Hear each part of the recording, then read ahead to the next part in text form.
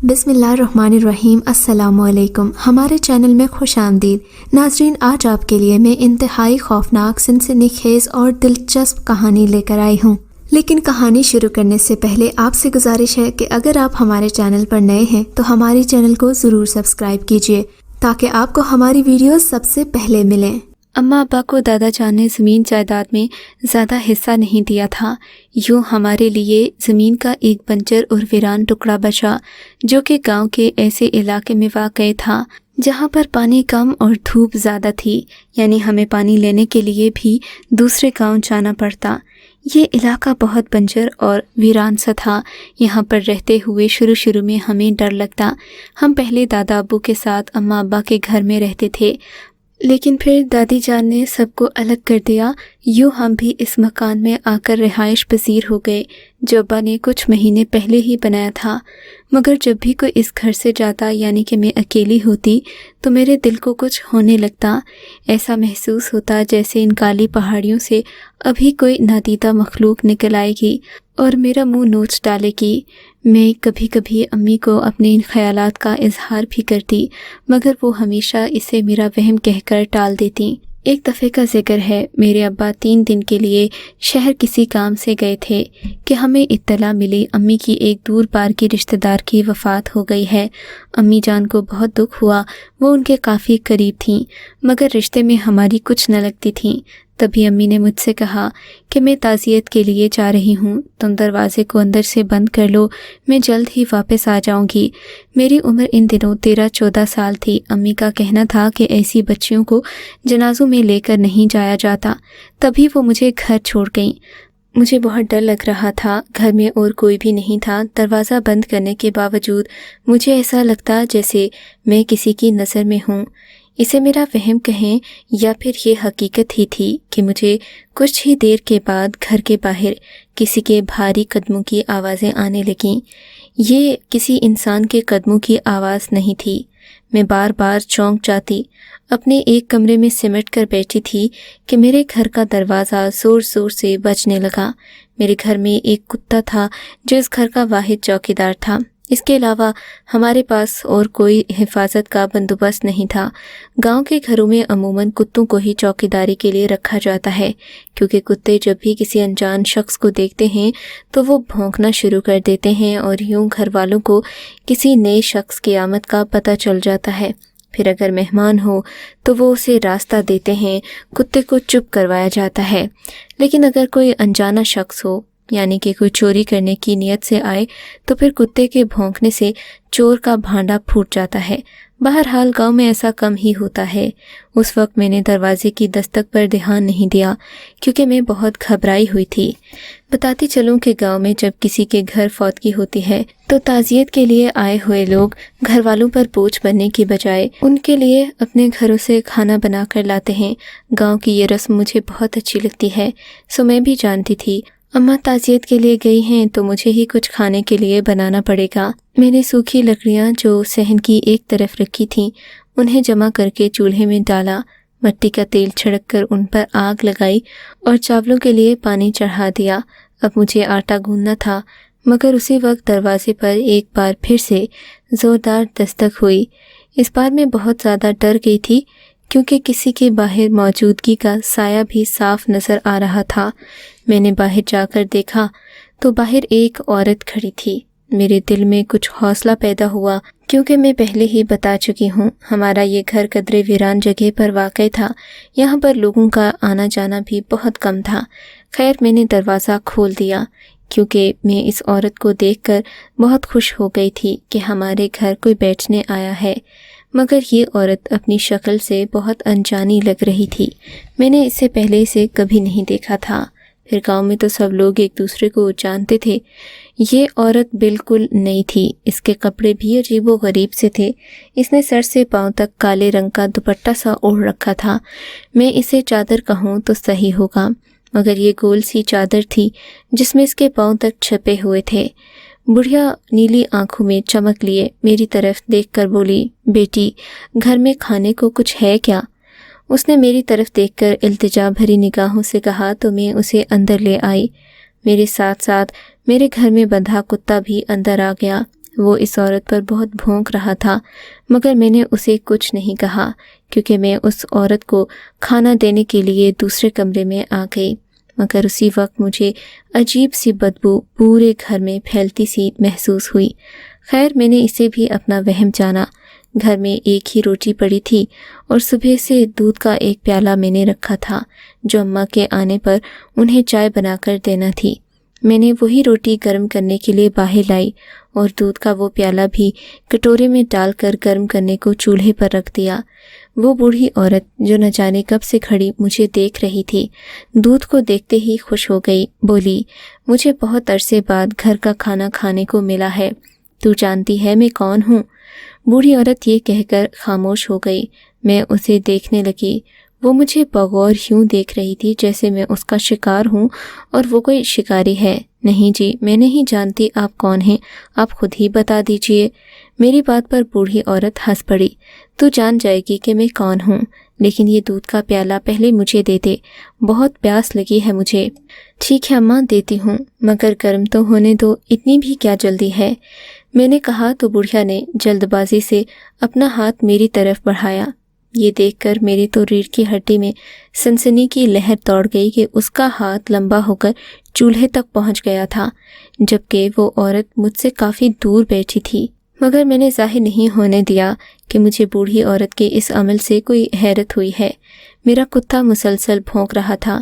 میں جو پہلے اسے وہاں سے بھگانے کا سوچ رہی تھی، اب میں نے سوچ لیا کہ اسے یہیں رہنے دوں گی۔ بوڑھی کی آنکھوں میں چمک بڑھتی جا رہی تھی۔ وہ کبھی مجھے دیکھتی تو کبھی کتے کو۔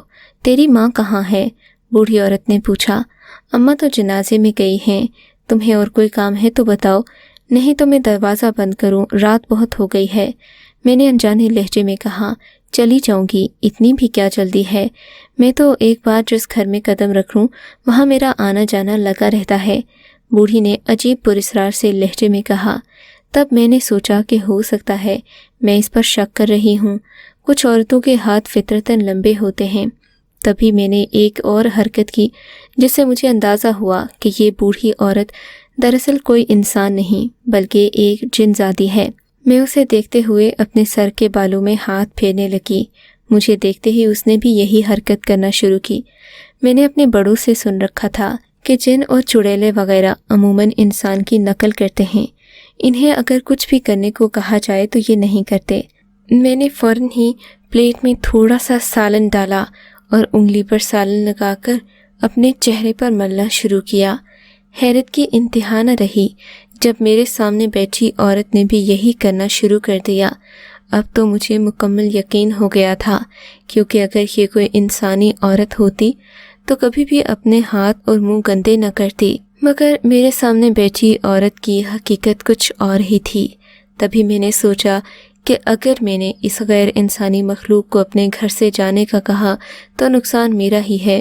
ہو سکتا ہے اس کے پاس کوئی ایسی ہتھ کنڈا ہو جو میں نے کبھی سوچا ہی نہ ہو، یا پھر یہ اپنی جادوئی طاقت سے مجھے خواہ ہی شکست دے دے۔ تبھی میرے ذہن میں ایک جھماکا سا ہوا۔ میں نقل اتارتے اتارتے اس عورت کو اپنی بربادی پر لے آیا۔ میں نے آگے بڑھ کر چولہے سے جلتی ہوئی ایک لکڑی نکالی۔ ویسا ہی اس عورت نے کیا۔ اس نے سب سے زیادہ جلنے والی لکڑی نکالی اور اپنے قریب کرنے لگی۔ میں نے بھی لکڑی اپنے پاس کرنا شروع کی۔ اب چونکہ اس عورت کے بال کھلے ہوئے تھے تو جیسے ہی اس نے لکڑی کو قریب کیا، پورے گھر میں ایک آگ سی پھیل گئی۔ چیخوں کا سلسلہ شروع ہو گیا جو ہماری کانوں میں پڑنے لگا۔ دراصل وہ لڑکا اس شہر کے سب سے امیر کاروباری لوگوں میں سے ایک تھا، سو اسے اس چیز کی فکر نہیں تھی کہ اس کا فائدہ ہو یا نقصان، لیکن اب جو ہوا تھا وہ سب لوگوں کے سامنے تھا، اور پھر کسی میں بھی اتنی تو ہمت نہیں ہوتی کہ وہ تجربے کے لیے اتنی رقم ضائع کرے۔ بہرحال اس گھر آئی عورت نے چیخو پکار شروع کر دی۔ میں تو یہ دیکھ کر حیران تھی کہ مجھے پہلے اس کی حقیقت کیوں نہ سمجھ آئی۔ اتنی ہی دیر میں اس نادیدہ مخلوق کے سامنے بیٹھی رہی۔ اگر یہ مجھے کوئی نقصان پہنچا دیتی تو میں کیا کرتی؟ بہرحال اس کے بالوں میں آگ لگ چکی تھی۔ جیسے ہی اس کے بالوں نے آگ پکڑی، اس نے چیخو پکار شروع کر دی۔ وہ مجھے گالیاں دینے لگی، مجھے بددعائیں دینے لگی۔ میں پریشان اسے دیکھ رہی تھی۔ وہ جلدی سے اٹھی اور دروازے کی طرف بھاگی۔ دروازے میں کتا تھا جو پہلے سے بھی زیادہ اس پر بھونکنے لگا۔ اس نے میری طرف اشارہ کر کے کہا، میں تجھے چھوڑوں گی نہیں۔ تو نے اس کتے کے ذریعے مجھے ذلیل و رسوا کیا ہے۔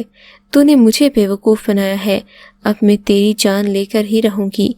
یہ کہہ کر وہ دروازے سے نکل گئی اور میں اس کے جانے کے بعد اس کے پاؤں کے نشان دیکھنے لگا۔ اس کے پاؤں کے نشان کسی درندے سے کم نہیں تھے۔ وہ بے پناہ خوفناک لگتی اور اسے دیکھتے ہی انسان کا جی چاہتا کہ وہ بلا وجہ ہی اپنے گھر سے دور بھاگ جائے۔ خیر، میں اب اس حقیقت کو سب کے سامنے لانا چاہتی تھی۔ وہ تو مجھے گالیاں دینے کے بعد چلی گئی، لیکن میرا دل خوف سے کانپ رہا تھا۔ اسی رات جب اماں لوگ گھر واپس آئے تو میں نے انہیں ایک ایک لفظ منو ان بتا دیا۔ ابا کو تو ایسا لگتا تھا جیسے کوئی لڑکا مجھ سے ملنے آتا ہو اور میں بےتاب ہو کر اسے گھر کا نمبر دے دیتی ہوں، حالانکہ میں نے سوائے ذمہ داری کے آج تک اپنے خاندان سے کچھ نہیں لیا تھا۔ میری والدہ صاحبہ کو اب اس بارے میں تھوڑا تھوڑا یقین آنا شروع ہو گیا تھا۔ میں نے انہیں ایک ایک مولوی کے بارے میں بتایا۔ جب اماں جان سب کے بارے میں ایک ہی جیسی رائے رکھتی تھیں، پھر میں نے انہیں اس عورت کے بارے میں بتا دیا جو ہمارے گھر آئی تھی اور جس کا حلیہ بھی عجیب تھا۔ اماں کے علم میں بھی آس پاس ایسی کوئی فقیرنی یا پھر بھکارن نہیں تھی جسے ہم نے دیکھا ہو یا جو اس سے پہلے ہمیں ملی ہو۔ ہمارے لیے تو یہ خطرے ہی کی گھنٹی تھی، کیونکہ عورت میرے قدموں سے نکل چکی تھی، مگر میں کیا جانتی تھی کہ وہ اپنے بدلے کے لیے اس قدر آگے بھی جا سکتی ہے۔ میں نے تو اسے ایک معمولی بات سمجھا، مگر اگلی صبح جب ہم اٹھے تو ہمارا کتا گھر پورے میں نظر نہیں آ رہا تھا۔ مجھے لگا شاید اپنی جگہ پر ہوگا، مگر میں، امی، بابا سب لوگ ڈھونڈ چکے۔ ہمارا کتا شیرو ہمیں کہیں نہیں ملا۔ اب آپ ہی بتائیے، جس کتے کے ساتھ ہم نے پچھلے 2 سال گزارے ہوں، اس کے یوں اچانک خوفزدہ ہونے پر کیا ہم پریشان نہیں ہوں گے؟ بہرحال بڑی مشکلوں سے سچ سامنے آیا۔ ہمیں اپنے گھر کی پچھلی طرف سے وہ کتا مردہ حالت میں ملا۔ اب تو ہمارے لیے اس سب کو سمجھنا اور بھی آسان ہو گیا تھا۔ ابا نے تو اسے اتفاق قرار دیا، مگر میرے لیے یہ کوئی اتفاق نہیں بلکہ پوری کہانی تھی۔ مگر میں پھر بھی خاموش رہی، کیونکہ میں جانتی تھی میرے ماں باپ اتنی آسانی سے مجھ پر یقین نہیں کریں گے۔ میرے گھر کا کتا مردہ حالت میں پایا گیا۔ اس نے نہ ہی کچھ زہریلا کھایا تھا، نہ ہم ایسی چیزیں گھر میں بناتے تھے، مگر پھر خدا جانے ہمارے کتے کو کس نے موت کے گھاٹ اتارا تھا۔ میرے ذہن میں تو اسی عورت والا منظر چل رہا تھا، مگر میں اماں ابا کو قائل نہیں کر پائی۔ شام ہوئی، میں نے کہا کہ اب ہمیں دوسرا کتا رکھنا چاہیے۔ امی کہنے لگیں، خدا پر یقین کرو، کچھ بھی نہیں ہوتا۔ بابا نے بھی میری بات کو ہنسی مذاق میں ٹال دیا، کہنے لگے گاؤں میں تو ویسے بھی کوئی چور وغیرہ نہیں آتے، سو ہم نے خواہ کتا رکھ کر آنے والے مہمانوں کو مصیبت میں ڈال دیا تھا۔ اچھا ہے کہ جو مر گیا، اب کم از کم ہمارے گھر میں کوئی نحوست والی چیز تو نہیں ہے۔ ابا کو تو شروع سے ہی کتے سے یہی مسئلہ تھا۔ وہ کہتے کہ کتا ایک ناپاک جانور ہے۔ مجھے کتے سے کوئی عشق نہیں تھا، بس میں اتنا کہہ رہی تھی کہ اس سارے گھر کو ایک بار چیک کر لو، یہ نہ ہو کہ بعد میں کوئی مسئلہ ہو۔ اس وقت آپ کے پاس بدلنے کے لیے اور کوئی راستہ نہیں رہتا۔ خیر، ہمارے گھر میں اسی دن تعمیر کا کام شروع ہو گیا تھا۔ مجھے یاد ہے ان دنوں ابا کو نئے نئے پیسے ملے تھے۔ ان کے لیے یہ بہت بڑی بات تھی کہ وہ اپنے گھر کا کچھ تعمیراتی کام مکمل کر لیں۔ ایسا کرنے سے ہمارے گھر کی خوبصورتی میں بھی اضافہ ہوتا اور وہ ضروریات جو ہم 1 سال پوری نہیں کر سکتے تھے، وہ بھی قسطوں میں پوری ہو جاتی۔ خیر، یہ اتوار کا دن تھا۔ ہم لوگوں نے اپنے پورے گھر میں پینٹ کروایا تھا۔ سفیدی کی وجہ سے گھر میں عجیب سی بو پھیلی ہوئی تھی۔ دن بھر ہم لوگ انتظار کرتے رہے کہ کب سفیدی سوکھے اور ہم اپنے اپنے بستر اپنے کمروں میں لے جائیں، لیکن ایسا کچھ بھی نہیں ہوا۔ ہمارے سارے گھر میں وہ بو اس قدر رچ بس چکی تھی کہ ہمیں لگا جیسے آج رات کو سونے کے لیے گھر سے باہر نکلنا پڑے گا۔ یہ گرمیوں کا موسم تھا، جلد ہی اس پینٹ کو خشک ہو جانا چاہیے تھا، لیکن ایسا نہ ہوا۔ تب اماں ابا نے یہ فیصلہ کیا کہ رات کو ہم لوگ دروازے کھول کر سو جائیں گے اور پھر صبح اٹھ کر اسپرے کروا دیں گے تو سارا معاملہ صحیح ہو جائے گا۔ باہر سونے کا نام ہی سن کر میرے تو جیسے رونگٹے کھڑے ہو گئے۔ مجھے ایسا لگا جیسے اماں ابا نے مجھے قتل کرنے کی بات کر دی ہو۔ میں نے کہا، ہمارے گھر میں شیرو ویسے بھی نہیں ہے، ہم اپنے چوکیدار سے بھی ہاتھ دھو بیٹھے ہیں۔ اب آپ کو کیا لگتا ہے کہ دروازہ کھول کر اکیلے سونا کون سی عقل مندی ہے؟ خدا کے لیے اماں ابا اس ساری حرکت سے باز آ جائیں، میرا تو پہلے ہی بہت دل گھبراتا ہے۔ میری بات پر اماں مجھے چپ کروانے لگیں، بولیں، تو کوئی انوکھی نہیں ہے جس نے ایک ایسی فقیرنی کو دیکھ لیا ہے؟ ہمارے باپ دادا تو ایسی مخلوق سے دن رات نمٹتے آئے ہیں، تو کیا وہ چپ چاپ ہو کر بیٹھ جاتے؟ انہوں نے ان سب چیزوں کا مقابلہ کیا، اور ویسے بھی اب وہ زمانہ نہیں رہا کہ ایسی مخلوق ہر جگہ پر تمہیں آتی جاتی دکھائی دے۔ اب تو یہ ساری باتیں ویسے ہی بہت نایاب ہو گئی ہیں۔ یہ باتیں سن کر میں نے سر پکڑ لیا، کیونکہ جو کچھ میں دیکھ چکی تھی وہ میرے امی ابا نے نہیں دیکھا تھا۔ وہ جانتے تھے کہ میں کوئی بات یوں ہی نہیں کرتی، مگر نہ جانے انہیں کیا ہو گیا۔ خیر، شام کا وقت تھا، ہم سب لوگوں نے چارپائیاں ایک بڑے سے کمرے میں بچھائیں۔ اس کمرے کے 2 دروازے تھے، ایک دروازہ پیچھے کی جانب کھلتا جبکہ دوسرا سامنے کی طرف ہوتا تھا۔ خیر، سارے انتظامات مکمل ہونے کے بعد اماں کہنے لگیں، اب مجھے بہت نیند آئی ہے، خدا کے لیے سو جا اور ایسی کوئی بات مت کرنا جس سے میری نیند خراب ہو۔ اماں کی بات پر میں نے سر ہاں میں ہلایا اور آنکھیں موند لیں، مگر مجھے نیند ہرگز نہیں آ رہی تھی۔ پھر وہی ہوا جس کا ڈر تھا۔ رات کا نہ جانے کون سا پہر تھا کہ مجھے محسوس ہوا باہر تیز آندھی چل رہی ہے۔ میں نے اماں کو پکارا، اماں بھی میری طرح گہری نیند سو رہی تھیں۔ پھر دیکھتے ہی دیکھتے وہ تیز آندھی پورے کمرے میں پھیل گئی۔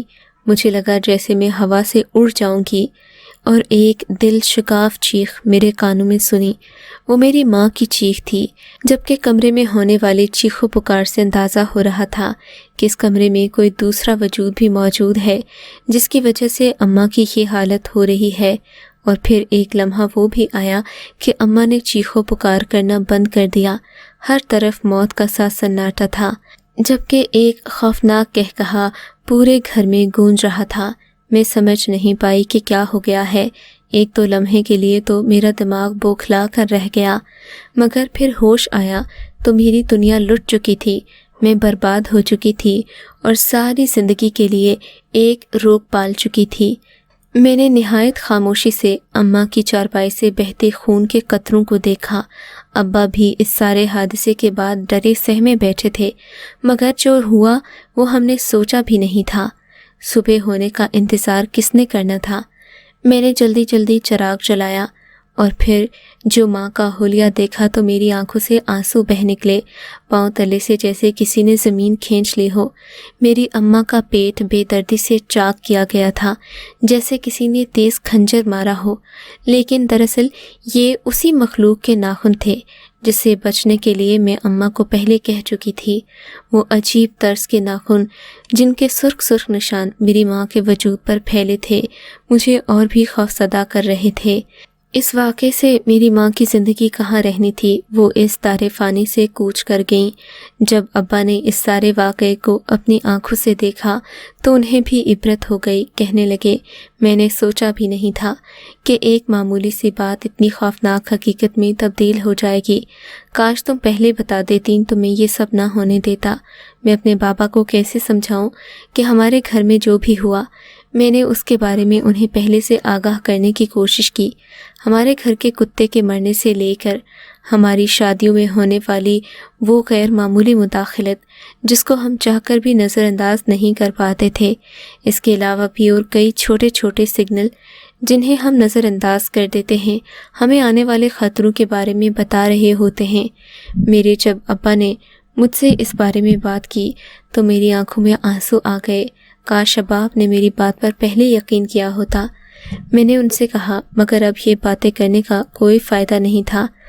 خیر جلد ہی یہ بات میرے دادا ابو اور خاندان کے دیگر بزرگوں تک گئی۔ سب لوگوں نے اپنے دانتوں تلے انگلیاں داب لیں۔ ابا کی اور میری حالت دیکھ کر وہ سمجھ گئے تھے کہ اس آسیبی زمین نے ہمارے دل کا سکون چھین لیا ہے۔ شاید وہی لمحہ تھا جس نے میرے رشتہ داروں کے سفید خون بھی گرما دیے۔ اس واقعے کے بعد میری دادی نے ابا کو ایک دوسری زمین دے دی جس میں باقی بہن بھائیوں نے بھی تعاون کیا، اور یوں ہم نے نئی جگہ گھر بنا کر اپنے لیے ایک پرسکون زندگی کا آغاز کیا۔ خدا ہم لوگوں کو ایسے ہی ہنسی خوشی زندگی گزارنے کی توفیق عطا فرمائے۔ اگر آپ کو یہ کہانی اچھی لگی ہے تو اس ویڈیو کو لائک کیجیے اور اس طرح کی مزید ویڈیوز دیکھنے کے لیے ہمارے چینل کو سبسکرائب کیجیے۔ اور ہاں، اگر آپ کی کسی دوست، رشتہ دار یا بہن کے ساتھ خدا نہ کرے ایسا کوئی واقعہ پیش آیا ہے تو ہمیں کامنٹ سیکشن میں اس کے بارے میں ضرور بتائیے۔